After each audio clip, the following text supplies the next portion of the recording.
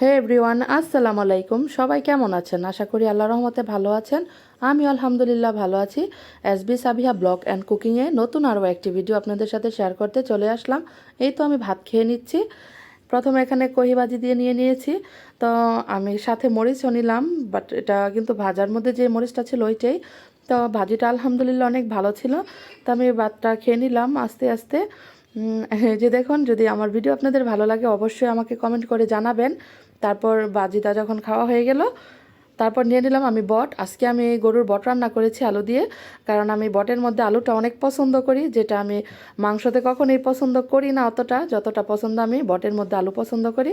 তো আমি বট আর ঝোল আর আলু দিয়ে সুন্দর করে মেখে নিয়ে নিলাম। এই যে বাইকটা দিয়ে দিচ্ছি, কেমন হয়েছে অবশ্যই জানাবেন।